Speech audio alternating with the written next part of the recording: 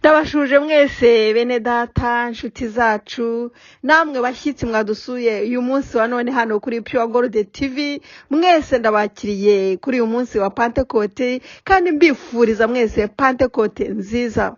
Uyu munsi ku cyumweru itariki ya 5 z'ukwa gatandatu 2022 tugeze ku munsi wa 7 w'iminsi 7 n'ubundi tumaze turebera hamwe ibyerekeranye n'umwuka wera tubyiga. Nushaka kureba uko twabitangiye guhera ku munsi wa mbere ujye kuri YouTube wandikeho Jose Irumva. Nwandikaho Jose Irumva kuri YouTube urasubira mu byo twagiye twiga ubirebe guhera ku munsi wa mbere kugeza uyu munsi wa 7. Imana ikugirire neza cyane. Nagira ngo rero dukomeze turebera hamwe iby'uyu munsi, cyane cyane uyu munsi ni umunsi wo gufatanya gusengera abashaka kuzura umwuka wera ndetse n'abashaka kuvugururwa. Uyu munsi turasoma ijambo ry'Imana riri mu byakozwe n'intumwa igice cya mbere ku murongo wa 8. Mbere yuko mpasoma nagira ngo dusenge dusabe uyu mwuka umufasha twahawe abari uza atwigishe ayobore iki gihe gito cyane tugiye kumarana. Mana data ndagushima kuri kumwe natwe, ndagushimye ko waduhaye ijambo ryawe ngo ritwigishe uwuriwe kandi ritwereke n'ibyiza dufitiye mu ijambo ryawe. Ndasabye ngo umwuka w'Imana waduha mwuka wawe abaruza atwigishe byose, mbisabye mu izina rya Yesu Kristo umwami wacu. Bene data reka turebere hamwe iri jambo turebe icyo rishaka kutubwira. Ni ibyakozwe n'intumwa igice cya mbere ku murongo wa 8 haravuga ngo icyakora muzahabwa imbaraga umwuka wera nabamanukira, muzaba abagabo bo kumpamya i Yerusalemu n'i Yudaya yose n'i Samariya no kugeza ku mperuka y'isi. Shuti yanjye, shuti y'Imana, iri ni ijambo ryawe, ntabwo ari ijambo ry'intumwa za mbere za Yesu gusa, ahubwo ni ijambo ryawe. Reka nkwereke impamvu ari ijambo ryawe. Twongere dusome ibyakozwe n'intumwa igice cya 2 umurongo wa 39 haravuga ngo isezerano ry'umwuka wera ni iryanyu namwe n'abana banyu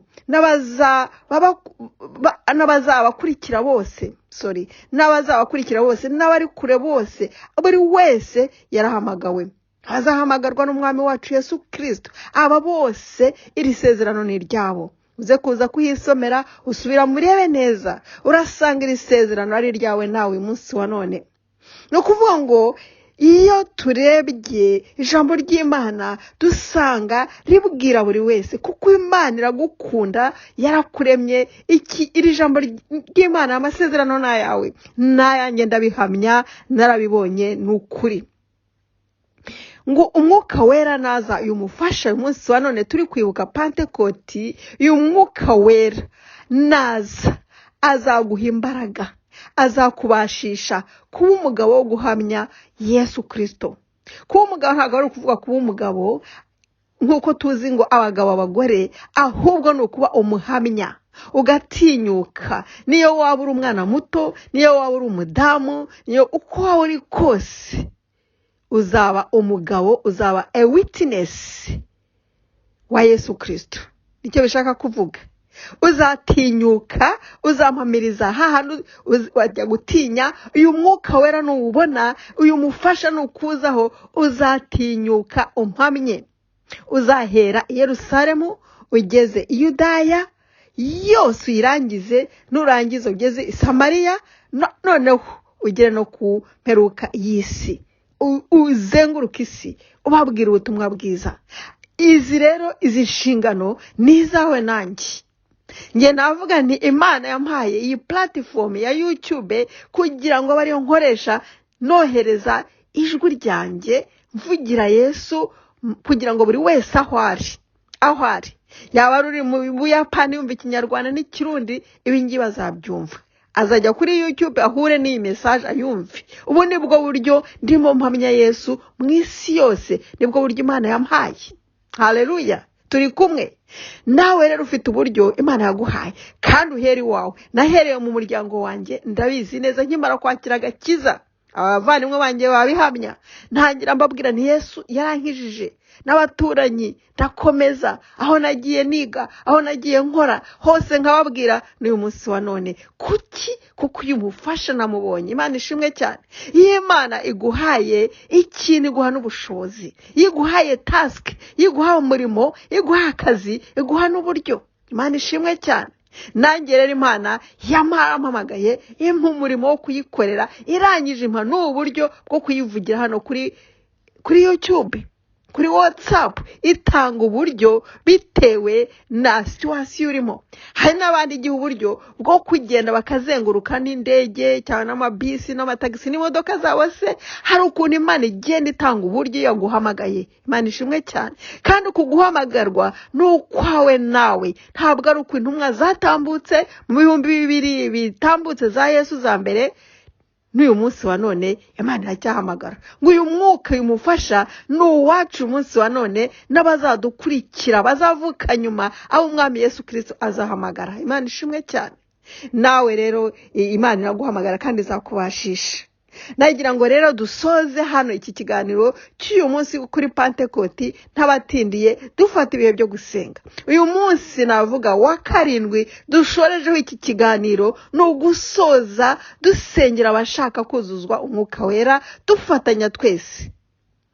Abashaka kuzuzwa umwuka wera, abashaka kuvugururwamo, tugiye gufata akanya gato cyane ko gusengera hamwe, ubundi wikomereze nawe wisengere mwene data. Ahangaha kuri Pure Gold TV dufatanya akanya gato cyane. Ahasigaye ukwikomereza, ufite ibyifuzo wanyandikira, washyira kuri comment. Ufite se ikibazo wanyandikira, nta kibazo, tugafatanya. Aha gusa na kanya gato iminota mike kugira ngo nkwereke yuko turi kumwe kandi dufatanije urugendo kandi dukangurana. Nushaka gukurikiriza inyigisho kuva ku munsi wa mbere nazitangiye kuri iki cyumweru cyose kugeza uyu munsi, wajya kuri YouTube nongere mbyibutse ukandikaho Jose Irumva, gutyo urakurikira inyigisho zose kandi uhe n'abandi nabo bakeneye kugira icyo bigamo. Haleluya. Twese no kwigira hamwe tugafatanya nk'umuryango umwe, nk'umubiri umwe wa Kristo, nk'abana b'Imana twese, nka icyo nakwita to build each other, tugafatanya tukubakana, gutyo tugakomeza urugendo dufatanije, dukundanye, turi itorero rimwe. Imana iguha umugisha. Reka rero dufatanye ibihe byo gusenga. Wowe ushaka kuzura umwuka wera, nawe ushaka kuvugururwa, ufite ibyo byifuzo, tugiye kurambura ikiganza twese dusabirana, dusaba umwuka wera ngo atwuzure. Kandi uwuzuza turamuzi, ni Yesu Kristo. Ni Yesu Kristo niwe utanga umwuka wera, kandi uwo mwuka wera ugaturuka ku Mana, ni impano y'ubuntu Imana yaduhaye. Yahawe ubushobozi Yesu Kristo bwo kutugezaho no kutwuzuza uwo mwuka, uwo mufasha. Reka dusenge.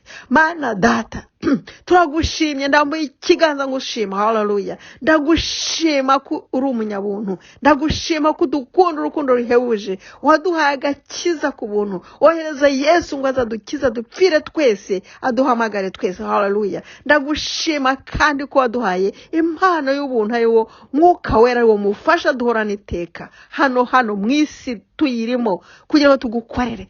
Mu izina rya Yesu ndasabira buri wese wakurikiza inyigisho ushaka kuzura umwuka wera ngo umwuzuze, kandi ndasabira buri wese ushaka kuvugururwa ngo umuvugurure, mu izina rya Yesu Kristo Umwami wacu. Yesu mwiza niwo bikora, basange imitima yabo urayizi, buri wese aho ari Mwami umusange kandi umugirire neza, kugira ngo arusheho kuba umuhamya wawe, aguhamya kubera umugabo uguhamya, ashirika ubwoba kuvugire izina ryawe rihabwa icyubahiro kandi rimenyekane mu isi yose, guhera Yerusalemu kageza Buyuda, Samariya, hose n'isi yose. Haleluya. Ndagushima kubyumvise kandi kubikoze byose, mbisabye mu izina rya Yesu Kristo Umwami wacu. Nshuti zanjye, nshuti z'Imana, bakunzi bacu, bakunzi ba Pure Gold TV, mwese mbifurije ukomeza kugira pantekote nziza mwuzura umwuka wera kandi muvugururwamo.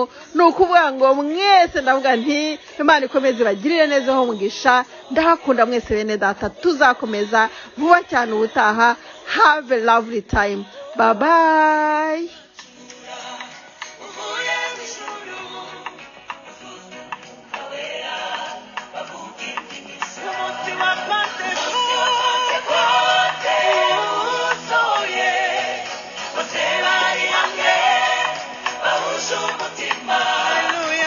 Hallelujah, hallelujah.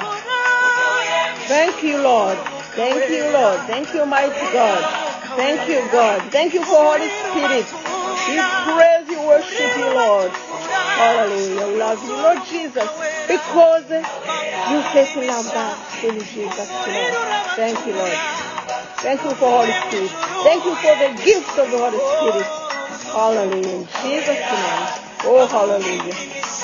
Oh, la kira kiti.